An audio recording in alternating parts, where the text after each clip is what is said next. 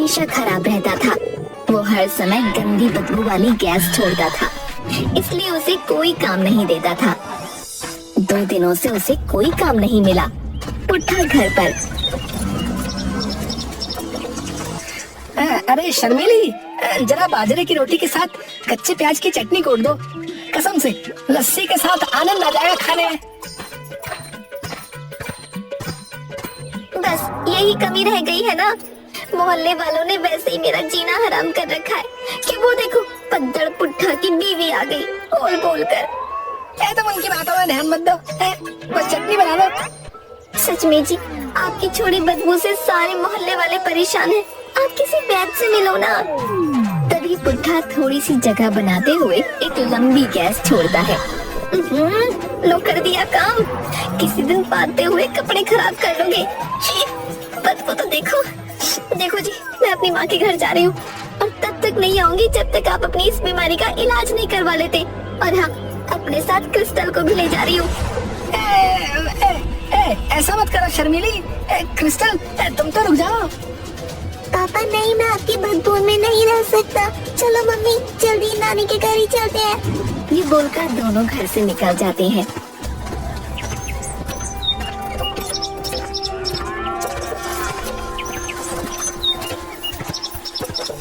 हे भगवान, मैंने कौन सा पाप किया है जो तूने मुझे ये बीमारी दे दी। अब तो शर्मिली और मोनू भी छोड़ गए रे। भूख भी जोरों की लगी है। क्या करूं? या तो तू मुझे उठा ले या मेरी बीमारी को दूर कर। उसके बाद पुट्ठा उदास घर से निकल पड़ता है और कुछ दूर जाकर एक आम के पेड़ के पास एक आम तोड़कर खाने लगता है। बेटा, बहुत भूखी हूँ, ये आम मुझे दे दे। ले दादी, तू ही खा ले, भला एक आम से मेरा क्या होगा। पुट्ठा ने आम उसे दे दिया। धन्यवाद बेटा, तेरी दयालुता तो अद्भुत है। वो मंदिर में रहने वाली परी थी जिसे दयालु लोग बहुत पसंद थे। वो पुट्ठा की परीक्षा लेने आई थी। उसकी दया भावना को देख उसने पुट्ठा की मदद करने का फैसला किया। पुट्ठा, तुम बहुत दयालु हो। तुम्हें भूख लगी है? हाँ मेरे पास, मैं तुम्हारी समस्या का हल कर देती हूँ। पुट्ठा पीछे मुड़कर देखता है तो वहाँ उसे बहुत सुंदर सी सफेद कपड़े पहने हुई, सुनहरे बालों वाली, हाथ में एक चमचमाती छोटी सी छड़ी लिए हुए परी दिखाई देती है। घबराहट में उसकी गैस छूट जाती है। शर्म से पुट्ठा का मुंह खुला का खुला रहता है। मैं परी हूँ पुट्ठा, शर्माओ मत, मैं तुम्हारी मदद करूँगी। आप मेरे साथ मजाक कर रही हैं? भला कोई परी मुझ जैसे बदबू फैलाने वाले की मदद क्यों करेगी? सब मुझसे नफरत करते हैं, मेरा मजाक उड़ाते हैं। बच्चे तो मुझे पतोड़ा भी कहते हैं। पुट्ठा, मुझे तुम्हारी बदबू से कोई फर्क नहीं पड़ता। मैं तुम्हारी बदबू को ही तुम्हारे लिए जीने का मकसद बना दूंगी बच्चे। क्या ऐसा हो सकता है? ये बीमारी मेरे लिए कोई भला काम भी कर सकती है क्या? नादान, तुम बहुत मासूम हो। तुमने मुझे भूखे होने पर भी ये आम दे दिया। लो, पहले तुम आम खाकर अपनी भूख मिटा लो।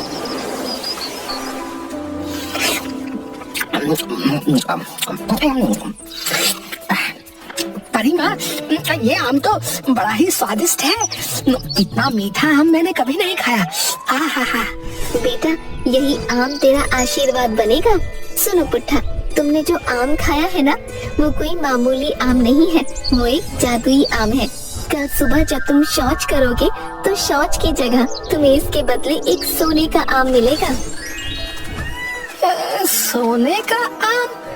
और पीछे से? नहीं परी जी, मैं इतना दर्द कैसे? नहीं। अब हर रोज सुबह बदबूदार गैस छोड़ने के बाद तुम शौच के लिए जाना और तुम्हें एक चमचमाता हुआ असली सोने का आम मिलेगा, जिसे बेचकर हर इच्छा पूरी कर सकते हो और एक बहुत बड़े आदमी बन सकते हो। घबराना नहीं, आम तुम्हें कोई दर्द नहीं देगा। क्या आप सच कह रही हैं? ऐसा ही होगा ना? पुट्ठा की गैस फिर छूट जाती है। इस बार परी भी नाक बंद कर लेती है। हे राम, ये गैस देखिए, आपने भी नाक बंद कर ही ली। नहीं पगले, मैं तो इसकी आवाज से घबरा गई। परी माँ कुछ करिए। मेरी इस बीमारी से सब परेशान होकर मुझे ना पदवड़ा पदवड़ा बुलाते हैं। मेरी शर्मीली। शर्मीली, तुम्हारी पत्नी भी तुम्हारी शानो शौकत देखकर वापस आ जाएगी। चिंता मत करो। इस आम को बेचकर जो भी पैसे मिलेंगे ना, उन पैसों के तुम 2 हिस्से करना। एक हिस्सा खुद पर खर्च करना और दूसरा हिस्सा तुम दूसरों की मदद करने के लिए खर्च करना, वरना जादू खत्म हो जाएगा। पुट्ठा जोर से हंसता है और गैस फिर निकल जाती है। पुट्ठा घबराकर अपनी ही नाक बंद कर लेता है और शर्म से पानी पानी हो जाता है। हंसती हुई परी गायब हो जाती है। पुट्ठा बहुत खुश था, लेकिन उसे परी की बातों पर विश्वास नहीं हो रहा था। फिर वो सोचने लगा,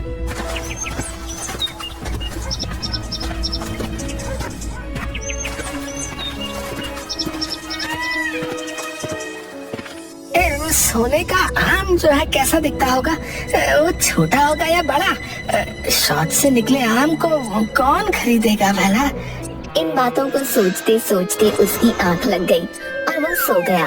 सुबह जब उसकी आंख खुली तो खुद से बोला, चल भाई पुट्ठा, अब समय आ गया है ये देखने का कि परी ने जो कहा था वो सपना था या सच।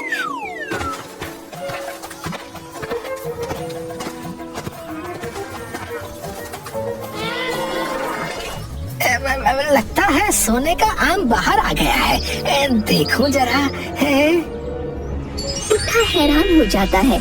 वहाँ पर एक सोने का बड़ा सा आम पड़ा था। उसकी खुशी का कोई ठिकाना नहीं रहा। वो नाचने लगा। कमाल है, कमाल है।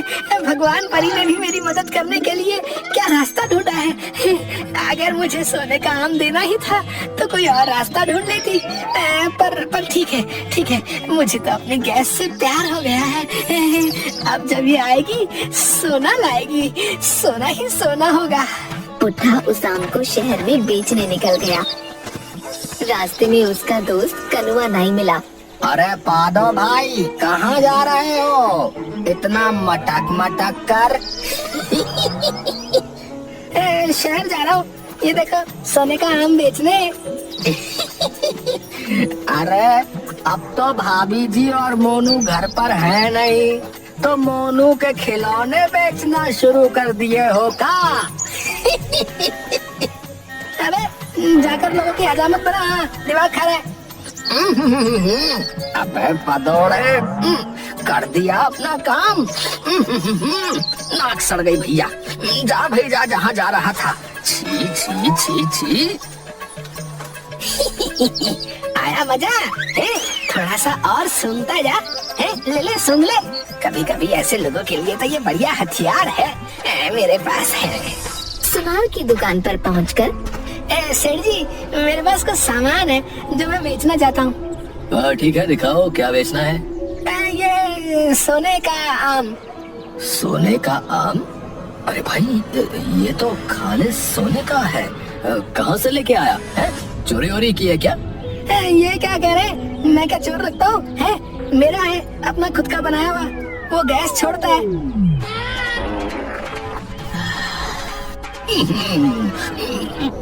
छी छी छी छी, इतनी गंदी बदबू।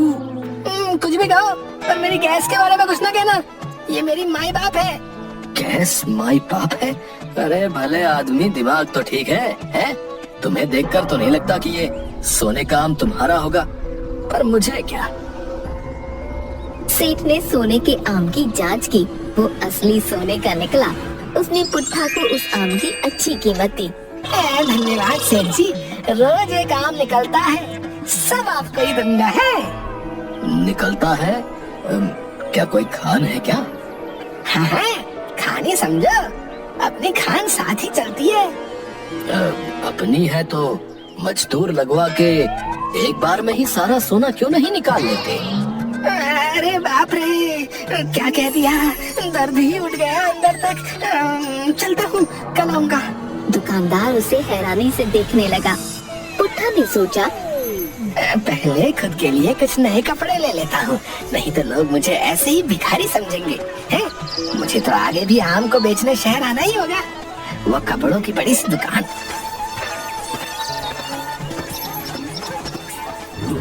भिखारी है, चल बाहर निकल।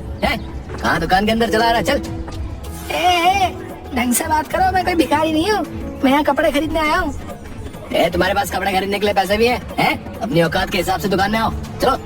अरे ओ रामू शामू, इस भिखारी को उठाकर बाहर फेंक दो, न जाने कहाँ कहाँ से चले आते हैं भिखारी कहीं के, चल। पुट्ठा कुछ कहता उसके पहले ही वो दुकान के बाहर फेंका जा चुका था। तभी वहाँ एक कुत्ता आया और उसने टांग उठाकर पुट्ठा के ऊपर सूसू कर दिया। चल कुत्ते, आज तेरा दिन है, कल मेरा भी आएगा। वो एक दूसरी छोटी दुकान में गया और वहाँ से अपने लिए कुछ कपड़े, जूते, बहुत सारा खाने पीने का सामान लिया और गांव वापस चला गया।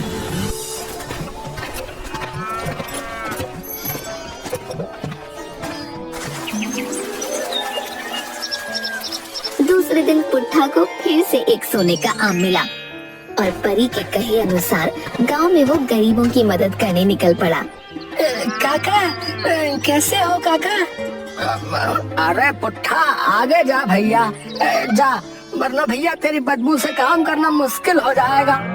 अरे सुनो काका, गैस वैस छोड़ो, अब तुम्हारे ये बैलों का जोड़ा पुराना हो गया है, तुम्हें अपने लिए जो है नए बैलों के जोड़े की जरूरत है। हाँ।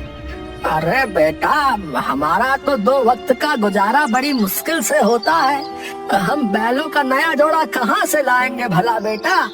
मैं आपको जो है बैलों का नया जोड़ा दूंगा और आपके घर की छत भी ठीक करवाऊंगा। जब खुद दूसरों से मांग कर खाता है, वो मेरे लिए बैलों का नया जोड़ा लेगा भैया। पुट्ठा ने तुरंत गरीब किसान के लिए नए बैलों का जोड़ा खरीदा और उसने घर को ठीक करवाया। किसान ने पुट्ठा को बहुत सारा आशीर्वाद दिया। तुम तो हमारे राजा से भी अच्छे हो, है? उसे आज तक हम गरीबों पर दया नहीं आई, बताओ।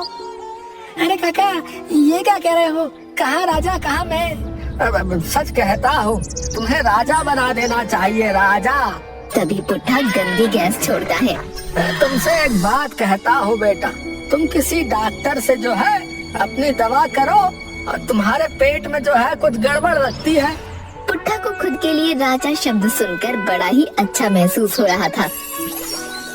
सोने के आम बेचकर उसने काफी पैसा इकट्ठा कर लिया और खुद को राजा ही समझने लगा।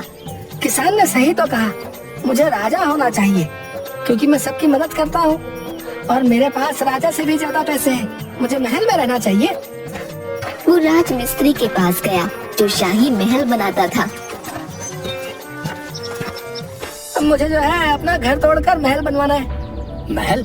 अरे दिमाग ठिकाने पर है? तुम्हारे पास पैसे भी हैं? हाँ, मेरे पास बहुत पैसे हैं। मैं अपने घर को बिल्कुल राजमहल की तरह बनवाना चाहता हूँ। पहले ये बताओ, तुम्हारे पास इतने पैसे कहाँ से आए? सोने की खदान है मेरी। तुम अपना काम करो, है? तुम्हें तुम्हारे काम के पैसे मिल जाएंगे, बाकी कुछ जानने की जरूरत नहीं है। अच्छा ऐसा है, तो ठीक है, मैं कल से काम शुरू कर देता हूँ। मुझे जो है मेरा गुसल खाना ना सबसे ज्यादा आलीशान चाहिए, उसकी हर चीज सोने की हो, बाल्टी, लोटा, दीवार, खिड़की और बैठने की कुर्सी भी। है इतना आलीशान गुसल खाना? अरे भैया, तुम क्या उसमें रहोगे? आज मेरे पास जो है वो सब सोच की वजह से है, इसीलिए मुझे सोच की जगह सबसे शानदार बनवानी है। तभी पुट्ठा ने बहुत जोरदार बदबूदार गैस छोड़ी। मिस्त्री का सर चकरा गया। शौच की वजह से। ठीक है ठीक है, मैं समझ गया हूँ। तुम जाओ यहाँ से, मैं कल आ जाऊंगा भैया। जाओ जाओ जाओ। तभी वहाँ एक भिखारन आती है। बेटा, कुछ मिल जाता तो पेट भरता। अभी मेरा सब कुछ गुसल खाने के लिए है, जब भाग जाए यहाँ से। पुट्ठा भैया, बीज और खाद लाने थे, कुछ मदद हो जाती तो अच्छा था। याद हो गई है, दिखता नहीं है मेरा घर बन रहा है, मेरे पास एक फूटी कौड़ी भी नहीं। इस तरह कुछ दिनों में पुट्ठा का महल बनकर तो तैयार हो गया, पर पुट्ठा राजा बनने के मोह में परी की चेतावनी भूल गया। पुट्ठा, जैसा तुमने कहा था वैसा तुम्हारा घर तैयार है। मुझे मेरा आलीशान गुसल खाना दिखाओ। तुम बड़े अजीब आदमी है? गुसल खाने के ही पीछे पड़ गए। तुम नहीं समझोगे मेरे जीवन में गुसल खाना कितना महत्वपूर्ण है। मिस्त्री अजीब निगाहों से पुट्ठा को देखता हुआ। अब ठीक है, चलो। ये क्या है? ये तो बहुत ही साधारण है। तो एक काम करो, इसे फिर से बनाओ। मुझे लगता है तुम पागल हो गए हो। हम जिस काम के लिए यहाँ आते हैं वो काम करके जल्दी बाहर भागते हैं। तुम्हें तो गैस की बीमारी भी है, तुम्हें यहाँ क्या चाहिए? कुछ दिनों बाद मिस्त्री फिर आया। बन गया तुम्हारा गुसल खाना पुट्ठा, आओ देख लो। हाँ, अब ठीक है। पर तुम एक काम करो, यहाँ जो है ना, यहाँ एक आराम कुर्सी लगवा दो। आराम कुर्सी? पुट्ठा ने फिर से एक बदबूदार गैस छोड़ी। मैं समझ गया, मैं कुर्सी लगवा दूंगा। और वहाँ से भाग गया। गांव के लोग बड़े हैरान थे, इस भिखारी ने इतना शानदार महल कैसे बनवा लिया। और लोगों को पुट्ठा के आलीशान गुसल खाने के बारे में भी पता चलने लगा।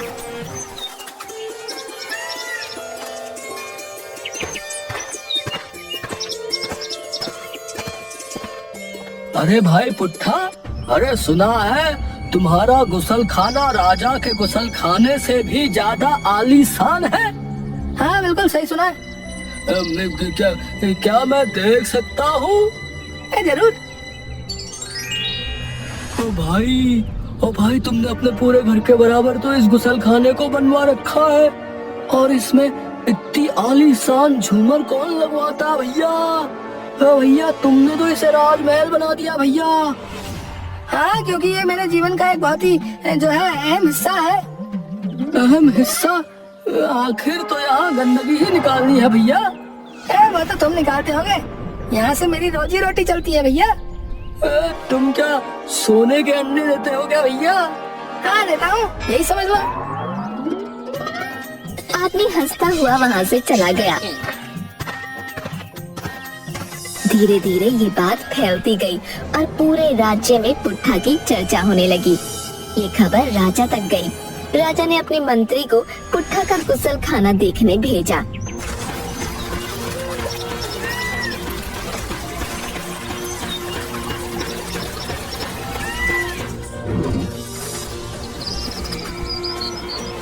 मैं राजा का खास मंत्री हूँ। पधारिए मंत्री जी। तभी उसकी गंदी गैस निकल गई। मंत्री ने नाक बंद कर ली। मुझे तुम्हारे गुसल खाने में जाना है। क्या आपको सांस लगी है? नहीं, बस मुआयना करना है। जरूर देखिए। मंत्री नाक बंद करके गुसल खाने के अंदर जाता है। अब ये गुसल खाना है? जी मंत्री जी, ये गुसल खाना है। मंत्री वापस आकर राजा को बताता है। क्या वो कोई राजकुमार है? वो एक अनाथ गरीब लड़का है। न जाने कहां से उसके पास रातों रात इतने पैसे आ गए हैं कि उसने इतना आलीशान महल जैसा घर बनवा लिया, और घर से भी ज्यादा आलीशान गुसल खाना। महाराज, मुझे वो कोई जादूगर लगता है। देश को खतरा हो सकता है। राजा आदेश देते हैं कि पुट्ठा को लाया जाए।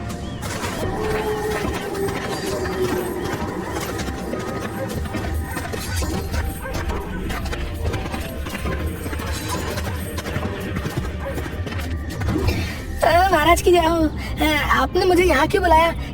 क्या आप मेरा गुसल खाना देखना चाहते हैं? तो उसे देखने के लिए तो आपको घर आना होगा। मुझे यहाँ बुलाकर क्या फायदा? चुप रहो बदतमीज।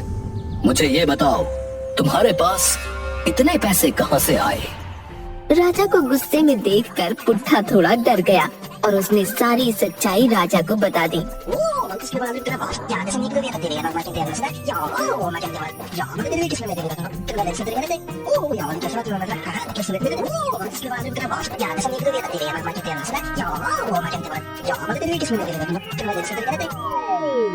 पुट्ठा की बात सुनकर राजा और गुस्से में। क्या कहा तुमने?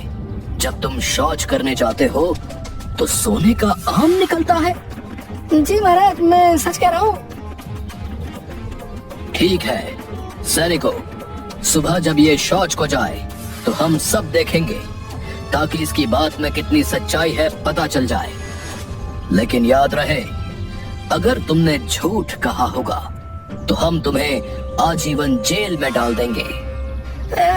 जैसा आपका हुक्म महाराज। पुट्ठा को रात भर कैद खाने में रखा गया।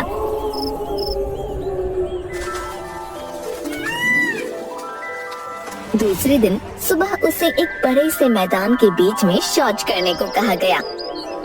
महाराज मैं यहाँ कैसे शौच कर सकता हूँ? अगर जिंदा रहना है तो करना तो तुम्हें यही पड़ेगा। पुट्ठा ने अपनी आंखें बंद की और मैदान के बीच में बैठ गया, जहाँ चारों तरफ बहुत सारे लोग बैठे हुए थे। उसके शौच करते ही सबने बदबू से नाक पकड़ ली। सैनिकों, देखो क्या वहाँ कोई सोने का आम है? महाराज महाराज यहाँ तो बस बदबू ही बदबू है, और इस नामुराद ने तो ये रायता फैला रखा है। छी छी छी छी छी, कोई सोने का आम नहीं है। क्या? क्यों झूठे मक्कार, तू हमें क्या कहानी सुना रहा था?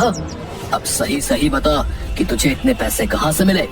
महाराज महाराज मैंने आपको सब सच बताया है, कुछ भी झूठ नहीं कहा। मुझे खुद समझ में नहीं आ रहा कि वहाँ सोने का आम क्यों नहीं निकला। सोने का आम इसलिए नहीं निकला क्योंकि तूने झूठ बोला।